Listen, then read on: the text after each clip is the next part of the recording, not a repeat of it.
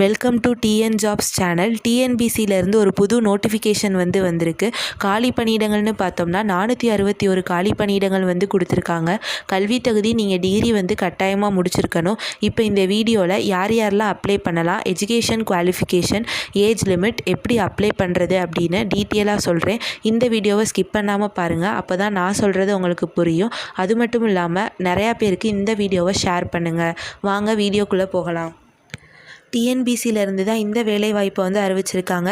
இதுதான் டிஎன்பிசியோட official notification. Post அப்படின்னு பார்த்தோம்னா கம்பைன்டு டெக்னிக்கல் சர்வீஸ் எக்ஸாமினேஷன். இது என்னென்னா ஒரு நான் இன்டர்வியூ போஸ்ட்டு. அப்ளை பண்ணுறதுக்குரிய ஸ்டார்டிங் டேட் எப்போ அப்படின்னா 27/5/2026. அப்ளை பண்ணுறதுக்குரிய லாஸ்ட் டேட் எப்போ அப்படின்னா 25/6/2026 11:59 PM நீங்கள் பண்ணியிருக்கணும். எக்ஸாம் டேட் பின்னர் அறிவிக்கப்படும் அப்படின்னு தெளிவாக சொல்லியிருக்காங்க. போஸ்ட் அண்ட் வேக்கன்சிஸ் பார்த்தோம்னா கிட்டத்தட்ட 45 போஸ்ட் கொடுத்துருக்காங்க. அதாவது 45 பதவிகள் கொடுத்துருக்காங்க. இந்த 45 பதவிகளுமே டிஃப்ரெண்ட் டிபார்ட்மெண்ட்ஸ்லேருந்து கொடுத்துருக்காங்க. ஃபஸ்ட்டு போஸ்டிங் அப்படின்னு பார்த்தோம்னா அசிஸ்டன்ட் ஜாலஜிஸ்ட் அப்படின்னு கொடுத்துருக்காங்க. இந்த டிபார்ட்மெண்ட் என்னதுன்னா geology and mining department. Number of வேக்கன்சின்னு பார்த்தோம்னா 8 வேக்கன்சி கொடுத்துருக்காங்க. அதே அசிஸ்டன்ட் ஜாலஜிஸ்ட் அக்ரிகல்ச்சரல் இன்ஜினியரிங் டிபார்ட்மெண்ட்டில் கொடுத்துருக்காங்க. அதோட வேக்கன்சி பார்த்தோம்னா 2 வேக்கன்சி கொடுத்துருக்காங்க. அசிஸ்டன்ட் இன்ஜினியரிங்கு இதுவும் என்னென்னா அக்ரிகல்ச்சரல் இன்ஜினியரிங் டிபார்ட்மெண்ட்டில் தான் கொடுத்துருக்காங்க. 64 வேக்கன்சி கொடுத்துருக்காங்க. அக்ரிகல்ச்சரல் ஆஃபீஸர் கொடுத்துருக்காங்க. இது வேளாண் துறையில் வரும். நம்பர் ஆஃப் வேக்கன்சிஸ் என்னென்னா 11 வேக்கன்சி கொடுத்துருக்காங்க. நெக்ஸ்ட்டு டர்க் இன்ஸ்பெக்டர் கொடுத்துருக்காங்க. இது டர்க்கு கண்ட்ரோல் அட்மினிஸ்ட்ரேஷன் டிபார்ட்மெண்ட்டு. மொத்தம் 9 வேக்கன்சி கொடுத்துருக்காங்க. அதுக்கப்புறம் ஹார்டிகல்ச்சரல் ஆஃபீஸர் கொடுத்துருக்காங்க. அது ஹார்டிகல்ச்சரல் டிபார்ட்மெண்ட்டு. மொத்தம் 17 வேக்கன்சி இருக்குது. அதுக்கப்புறம் அசிஸ்டன்ட் இன்ஜினியரிங் அது ஹைவே டிபார்ட்மெண்ட்டு. 38 வேக்கன்சி கொடுத்துருக்காங்க. அதுக்கப்புறம் அசிஸ்டன்ட் டைரக்டர் இது எந்த டிபார்ட்மெண்ட் அப்படின்னா industrial safety and health department. 3 vacancy கொடுத்துருக்காங்க. Next junior assistant director and boilers கொடுத்துருக்காங்க. இது பப்ளிக் ஒர்க்ஸ் டிபார்ட்மெண்ட்டு. மொத்தம் 2 வேக்கன்சி கொடுத்துருக்காங்க. அதுக்கப்புறம் ஜூனியர் ஆர்கிடெக்ட் இது என்னென்னா பப்ளிக் ஒர்க் டிபார்ட்மெண்ட்டு தான். மொத்தம் 5 வேக்கன்சி கொடுத்துருக்காங்க. இந்த மாதிரி நிறையா போஸ்டிங் கொடுத்துருக்காங்க. கிட்டத்தட்ட 45 போஸ்டிங் கொடுத்துருக்காங்க. டிஃப்ரெண்ட் டிபார்ட்மெண்ட்ஸ்லேருந்து கொடுத்துருக்காங்க. மொத்த வேக்கன்சி அப்படின்னு பார்த்தோம்னா 461 வேக்கன்சி, அதாவது 401 காலி பணியிடங்கள் இருக்குது. இந்த ஆப்பர்ச்சுனிட்டியை மிஸ் பண்ணிடாதீங்க. உங்களோட ஏஜ் லிமிட் மினிமம் 21 வயசு நீங்கள் கம்ப்ளீட் பண்ணியிருக்கணும். அப்போ தான் இந்த வேலைக்கு நீங்கள் அப்ளை பண்ண முடியும். பேஜ் நம்பர் 6க்கு வந்தீங்க அப்படின்னா அதர்ஸ் அப்படின்னு கொடுத்துருப்பாங்க. அதர்ஸில் என்னென்னா நீங்கள் ஓசி கேட்டகிரியாக இருந்தீங்க அப்படின்னா ஃபஸ்ட்டு 4 போஸ்டிங்க்கு நீங்கள் 32 வயசுக்குள்ளே இருக்கணும். 5வது போஸ்ட்டுக்கு நீங்கள் 42 வயசுக்குள்ளே இருக்கணும். 6வது போஸ்ட்டுக்கு நீங்கள் 32 வயசுக்குள்ளே இருக்கணும். 7வது போஸ்ட்டுக்கும் நீங்கள் 32 வயசுக்குள்ளே தான் இருக்கணும். அதுக்கடுத்து உள்ள எல்லா போஸ்ட்டுக்குமே நீங்கள் 32 வயசுக்குள்ளே தான் இருக்கணும். 44, 45வது போஸ்ட்டுக்கு மட்டும் நீங்கள் 37 வயசுக்குள்ளே இருக்கணும். 45வது போஸ்ட்டுக்கு நீங்கள் 35 வயசுக்குள்ளே இருக்கணும். அடுத்து பார்த்தோம் அப்படின்னா SC, SCM, ST, MBC, DCS, BC, OBCM, BCM முஸ்லீம் இவங்களுக்கெலாம் ஏஜ் மேக்ஸிமம் ஏஜ் கொடுத்துருக்காங்க. ஃபஸ்ட்டு 2 போஸ்ட்டுக்கு நீங்கள் 37 வயசுக்குள்ளே இருக்கணும். மித்த எல்லா போஸ்ட்டுக்குமே நீங்கள் எந்த வயசில் இருந்தாலும் நீங்கள் அப்ளை பண்ணிக்கிறலாம். அப்படியே வந்தோம் அப்படின்னா education qualification and technical qualification கொடுத்துருக்காங்க. ஃபஸ்ட்டு போஸ்டிங் என்ன கொடுத்துருக்காங்க அப்படின்னா அசிஸ்டன்ட் ஜாலஜிஸ்ட் கொடுத்துருக்காங்க. இதோட குவாலிஃபிகேஷன் என்னென்னா master of science degree in geology, master of science degree in applied geology, master of science technology in hydro geology கொடுத்துருக்காங்க. அதாவது நீங்கள் ஜாலஜி சம்மந்தப்பட்ட படிப்பு இந்த அசிஸ்டன்ட் ஜாலஜிஸ்ட்டுக்கு படிச்சிருக்கணும். செகண்ட் போஸ்ட்டு அசிஸ்டன்ட் ஜாலஜிஸ்ட் தான் கொடுத்துருக்காங்க. டிகிரி இன் எம்எஸ்சி ஜாலஜி நீங்கள் முடிச்சிருக்கணும். தேர்டு போஸ்டிங் அசிஸ்டன்ட் ஜாலஜிஸ்ட் கொடுத்துருக்காங்க. MSc degree in zoology applied zoology நீங்கள் முடிச்சிருக்கணும். அதுக்கப்புறம் அசிஸ்டன்ட் ஜாலஜி ஃபோர்த்து போஸ்ட் கொடுத்துருக்காங்க. இது என்னென்னா நீங்கள் BE agricultural, BTech agricultural engineering, BSc agricultural engineering நீங்கள் முடிச்சிருக்கணும். அதுக்கப்புறம் BE mechanic, BE civil, BTech automobile engineering, BE production engineering BE industrial engineering இந்த மாதிரி படிப்பு வந்து நீங்கள் படிச்சிருக்கணும். அதுக்கப்புறம் அக்ரிகல்ச்சரல் ஆஃபீஸர் அப்படின்னு பார்த்தோம்னா டிகிரி இன் அக்ரிகல்ச்சரல் வந்து முடிச்சிருக்கணும். லைப்ரேரியன்னு பார்த்தோம்னா நீங்கள் வந்து லைப்ரரி சம்மந்தப்பட்ட படிப்பு வந்து நீங்கள் படிச்சிருக்கணும். இந்த மாதிரி 45 பதவிகளுக்கும் ஏற்ற மாதிரி டிகிரி வந்து படிச்சிருக்கணும் அப்படின்னு சொல்லியிருக்காங்க.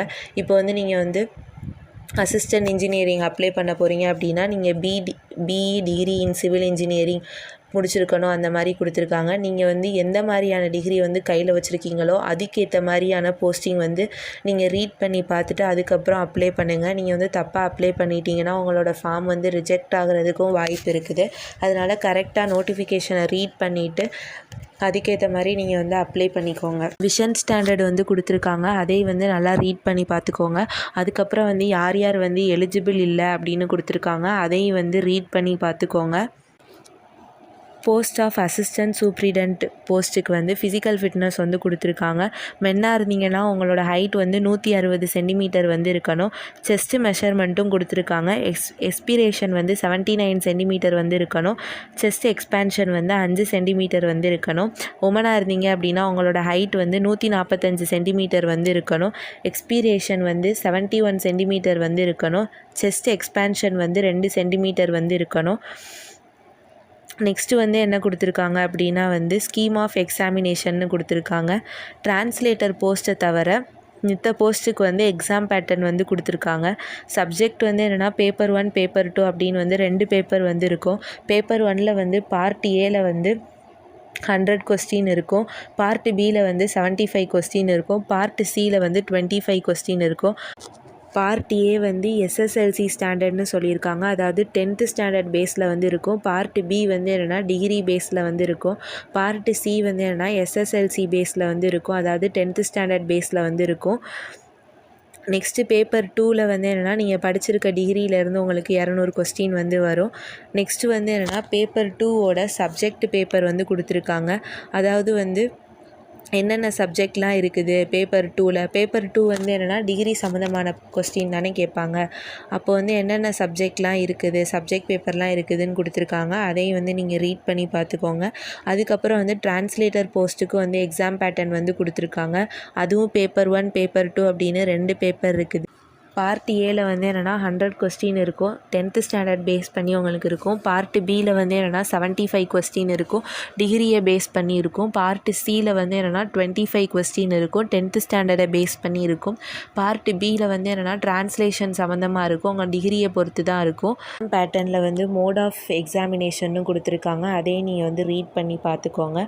அதுக்கப்புறம் அப்படியே வந்தீங்கன்னா பேஜ் நம்பர் 25ல் வந்து அனெக்ஷர் 1ல் வந்து எப்படி வந்து ஆன்லைனில் அப்ளை பண்ணணும் அப்படின்னு கொடுத்துருக்காங்க, அதையும் வந்து நீங்கள் ரீட் பண்ணி பார்த்துக்கோங்க.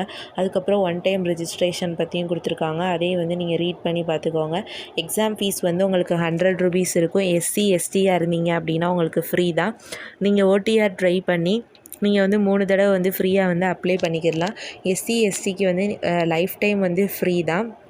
அதுக்கப்புறம் வந்து ஆன்லைன் அப்ளிகேஷன் வந்து எப்படி அப்ளை பண்ணணும், ஃபோட்டோ வந்து எப்படி அப்லோட் பண்ணணும் அப்படின்னு டீட்டெயிலாக கொடுத்துருக்காங்க, அதையும் வந்து நீங்கள் வந்து நல்லா ரீட் பண்ணி பார்த்துக்கோங்க. எக்ஸாம் சென்டர் வந்து என்னென்னா 38 மாவட்டத்துக்கும் எக்ஸாம் சென்டர் கொடுத்துருக்காங்க, அதனால் நீங்கள் உங்கள் சொந்த ஊர்லேயே வந்து எக்ஸாம் எழுதிக்கிடலாம்.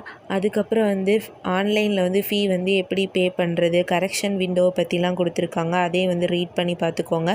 டாக்குமெண்ட் வந்து எப்படி அப்லோட் பண்ணணும் அப்படின்னு டீட்டெயிலாக வந்து கொடுத்துருக்காங்க, அதையும் வந்து நீங்கள் பார்த்துக்கோங்க. நோட்டிஃபிகேஷனில் வந்து எல்லாமே வந்து டீட்டெயிலாக கொடுத்துருக்காங்க. மொத்தம் வந்து நோட்டிஃபிகேஷனே வந்து 145 பக்கம் இருக்குது. எல்லாமே வந்து ரீட் பண்ணேன் அப்படின்னா வந்து வீடியோ வந்து ரொம்ப வந்து லென்த்தாக போகும். அதுக்கப்புறம் வந்து அப்படியே வந்தீங்க அப்படின்னா வந்து பேஜ் நம்பர் 53க்கு வந்தீங்கன்னா வந்து உங்களுக்கு எக்ஸாமோட சிலபஸ் வந்து எல்லாமே வந்து கொடுத்துருக்காங்க, நீங்கள் வந்து இதை பார்த்து நீங்கள் ப்ரிப்பேர் பண்ணிக்கிடலாம். இந்த நோட்டிஃபிகேஷனோட லிங்க்கை வந்து நான் டிஸ்கிரிப்ஷனில் பின் பண்ணுறேன். ஸோ நல்லா ரீட் பண்ணி பார்த்துட்டு அதுக்கப்புறம் வந்து அப்ளை பண்ணுங்கள். மொத்தம் வந்து 461 வேக்கன்சி வந்து கொடுத்துருக்காங்க. இந்த ஆப்பர்ச்சுனிட்டி வந்து மிஸ் பண்ணிடாதீங்க. லாஸ்ட் டேட் வந்து என்னென்னா 25/6/2026 11:59 PM வந்து க்ளோஸ் ஆயிரும். ஸோ அதுக்குள்ளே வந்து நீங்கள் வந்து அப்ளை பண்ணுங்கள். எவ்வளோக்கு எவ்வளோ வந்து வேகமாக அப்ளை பண்ண முடியுமோ அவ்வளோக்கு எவ்வளோ வேகமாக வந்து அப்ளை பண்ணிடுங்க. கடைசி டேட் வரை வந்து வெயிட் பண்ணாதீங்க. தேங்க்யூ.